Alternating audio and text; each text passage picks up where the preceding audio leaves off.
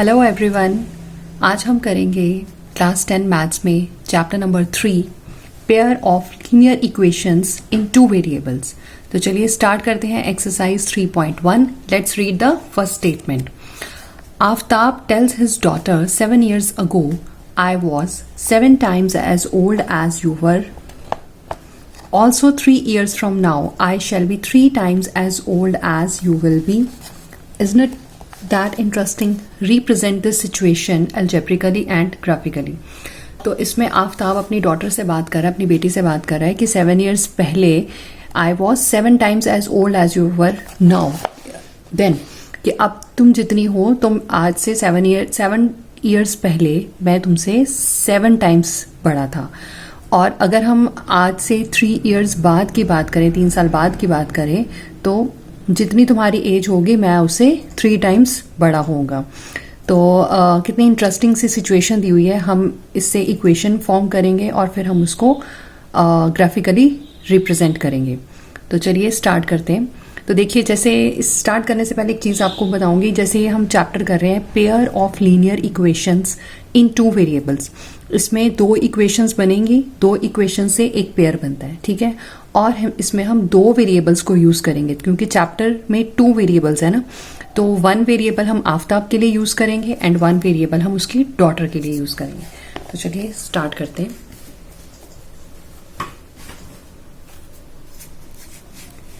Yes, question number 1।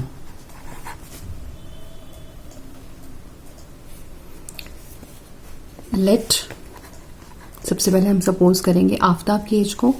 Late Aftab's age is equal to x years। और दूसरा person है यहाँ पे डॉटर, तो daughter's age is equal to y years, ठीक है। नेक्स्ट स्टेप हम लिखेंगे अकॉर्डिंग टू क्वेश्चन। अब हम क्वेश्चन के अकॉर्डिंग स्टेटमेंट इक्वेशन फ्रेम करेंगे। सो फर्स्ट थी 7 years ago। तो अब हम बात करते हैं 7 years ago आफ्ताब्स एज। तो आफ्ताब की एज 7 साल पहले होगी। पहले की बात कर रहे हैं तो हम माइनस करेंगे x - 7 years। और अगर हम उसकी डॉटर की बात करें, डॉटर्स एज 7 years ago। चाहे आप पहले 7 years लिख दो और ठीक है, और चाहे डॉटर्स को पहले लिख दो, तो उसकी एज भी होगी y - 7 years। अब इक्वेशन फ्रेम करने के लिए हमें क्वेश्चन में बताया हुआ है कि 7 years पहले 7 times होगा। तो आफ्ताब जो है, उसका पापा जो है वो उससे 7 times बड़ा होगा। तो यहाँ पे हम लिखते हैं पापा की एज को, यहाँ पे लिखते हैं हम डॉटर की एज को। तो अगर फादर 7 years बड़ा है ना, मान लीजिए वो 1 year की है, यहाँ पे रफ वर्क शो करते हैं। मान लीजिए वो 1 year की है और पापा 7 के हैं। तो इन दोनों को इक्वेट करने के लिए हम क्या करेंगे, इसको भी 7 से मल्टीप्लाई करेंगे। सेम यहाँ पे ये फादर एज है, ठीक है, और ये डॉटर है, तो डॉटर की एज के आगे हम 7 लगाएंगे। तो इसको सॉल्व कर लेते हैं। x - 7 7y - 49। फर्दर y हमारा इस साइड पे आ जाएगा, -49 + 7 इक्वल टू के साइन के जब दूसरी साइड पे जाएंगे तो साइन चेंज हो जाएगा। x - 7y is equal to -42। तो ये आ गई हमारे पास फर्स्ट इक्वेशन। नेक्स्ट उन्होंने बोला हुआ है 3 years from now। तो 3 years from now मीन्स यहाँ से 3 years बाद की बात हो रही है। तो हम लिखेंगे 3 years आफ्टर आफ्ताब्स एज। तो उसमें 3 प्लस कर देंगे क्योंकि बाद की एज, आज अगर आप 10 years के हो तो अगले 3 साल बाद 13 के होगे, तो 3 प्लस करेंगे। फिर से 3 years आफ्टर डॉटर्स एज, तो हम डॉटर की एज में भी 3 प्लस कर देंगे। यहां तक सबको समझ में आ गया होगा, ठीक है। आप इक्वेशन जो फ्रेम करेंगे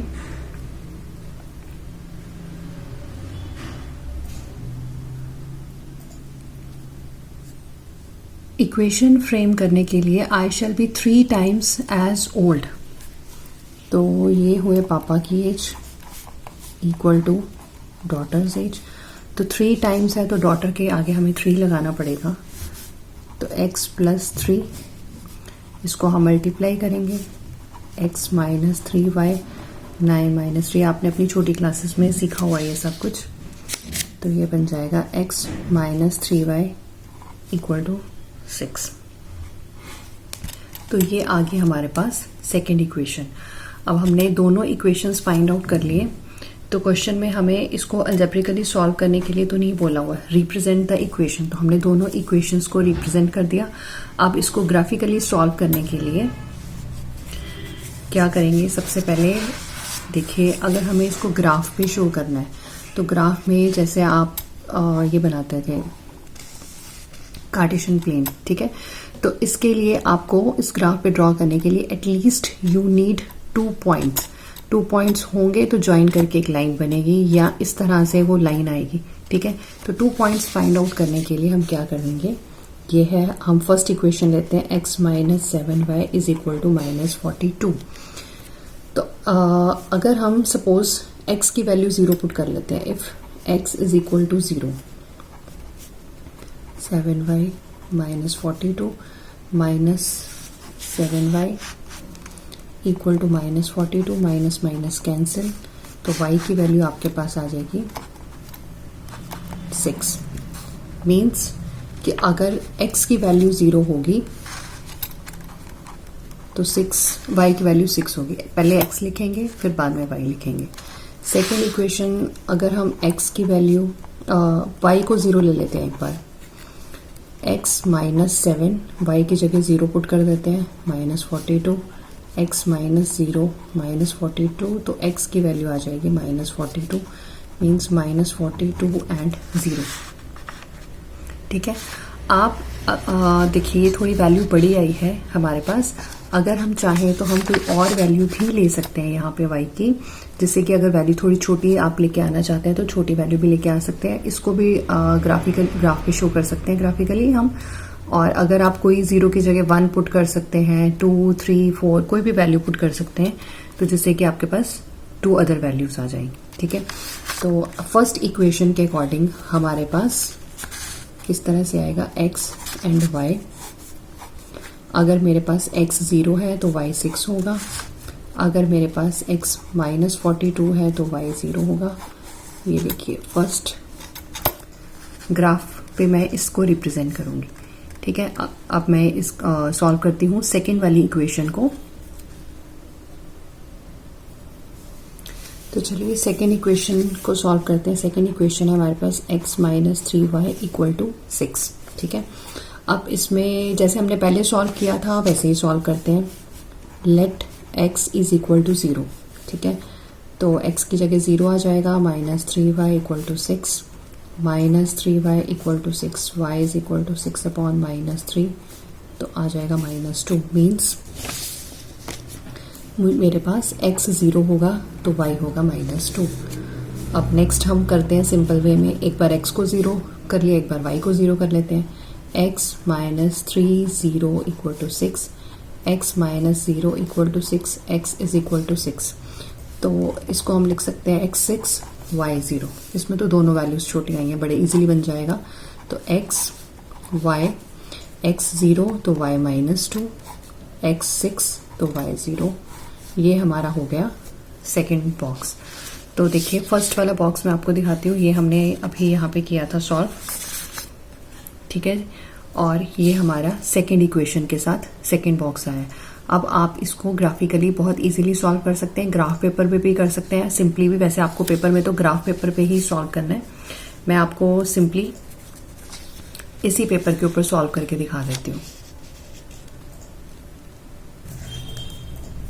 तो चलिए ग्राफ पेपर पे सॉल्व करेंगे, बट मैं आपको यहीं पे सॉल्व करके दिखा देती हूँ एक बार।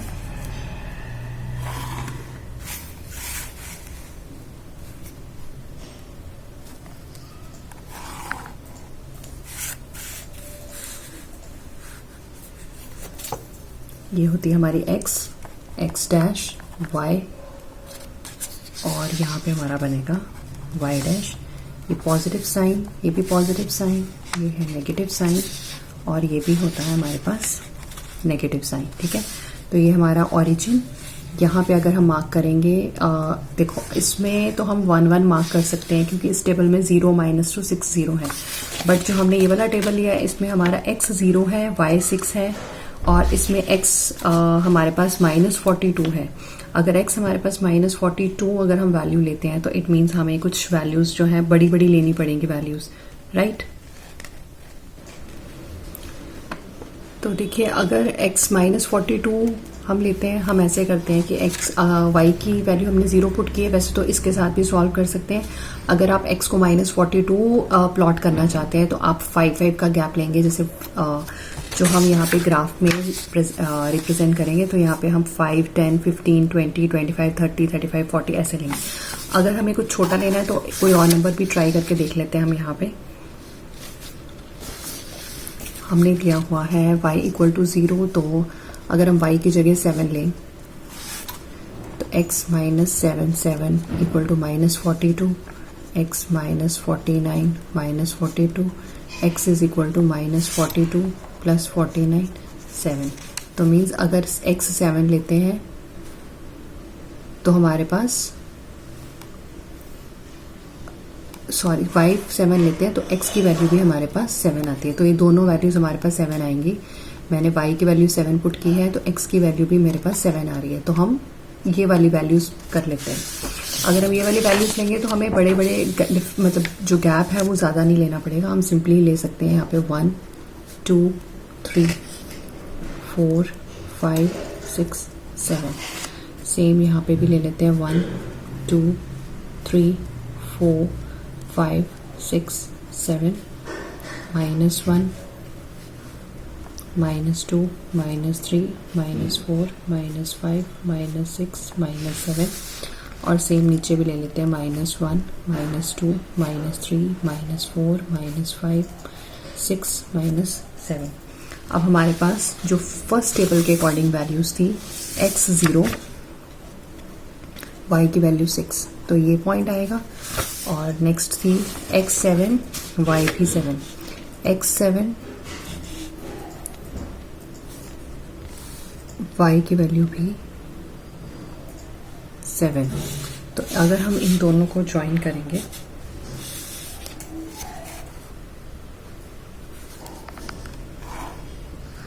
तो इस तरह से लाइन बनेगी हमारी। और नेक्स्ट हमारा है x 0 y -2, यहाँ पे ये पॉइंट आया x 0 y -2, x 6 और y की वैल्यू है 0, ये है।